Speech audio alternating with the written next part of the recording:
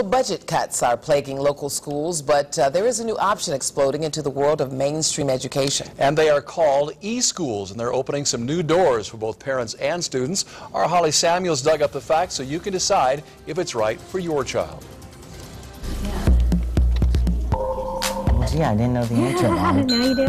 Matthew Nestor's 8th grade year holds no recess, no cafeteria, and no school buses. He's learning at the computer in the kitchen of his home, and he's not alone. In the 2009-2010 school year, more than 29,000 Ohio students were learning online. And then all my classes are here, and I can just choose one to start with.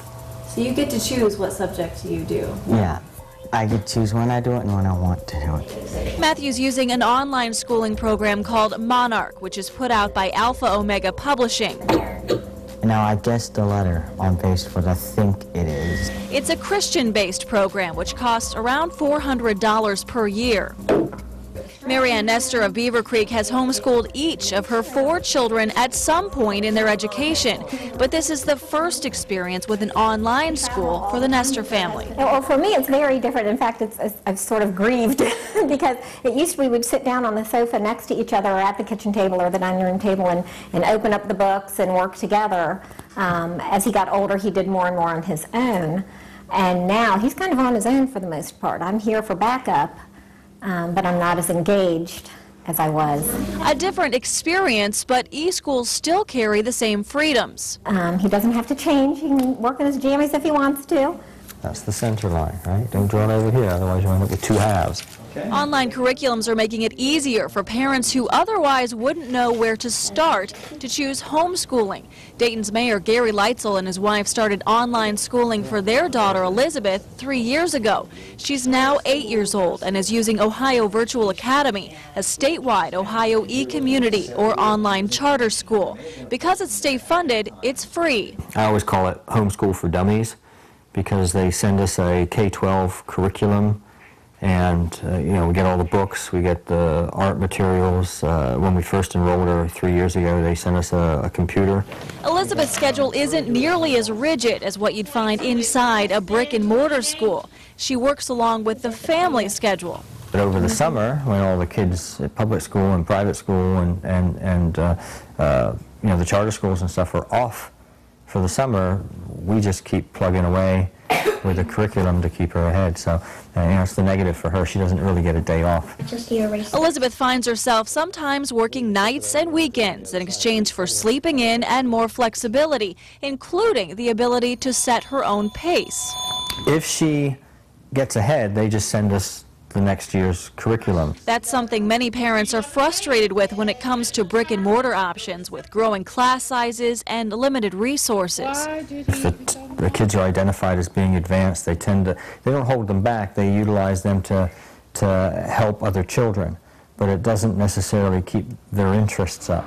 And when it comes to keeping those interests up, there is one setback online schools face. There are no after-school activities, no sports, choir, or debate team. Well, those are the things that we miss from a traditional school, and so we actually end up having to pay for it. Pay for it financially, but Nestor says she does not believe the opportunities are limited. In fact, the opportunities are amazing because the Y has programs, the art museums, the science museums, they all have programs now for homeschoolers. So not only do they get the normal opportunities, they get some additional ones, actually. Both families say they make a point to get their children involved in everything from swimming at the community pool to playing with the neighborhood kids after their school day. All the kids were up in our yard, like standing around the fire, and then they're playing tag. Overall, Leitzel says online schools are what you make of them. It comes down to how much parents want to invest. There is support available for mom and dad, and students interact with teachers in most programs. We have a teacher who's assigned to us, and she speaks to her on the phone, or they do something through the computer at least once a month. Online students are also required to pass the state standardized test each year. If things are not up to par, the state can step in and require the student to find a new form of education. It will show. It will show up eventually. Because you are held accountable at some level, no matter what form of homeschooling you're doing, to the state. Well, the Nestor family is trying to decide where Matthew will go from here. He will enter high school next year.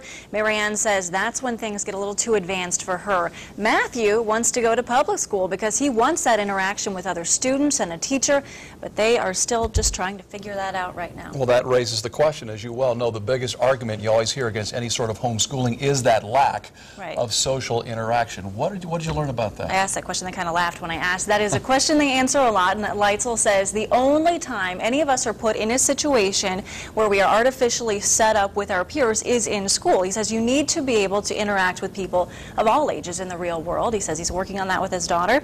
And the Nestors are involved in a program at Dayton Christian, and so they get together with other homeschool students that get to interact that way. What about the parents who just don't have the time for online education?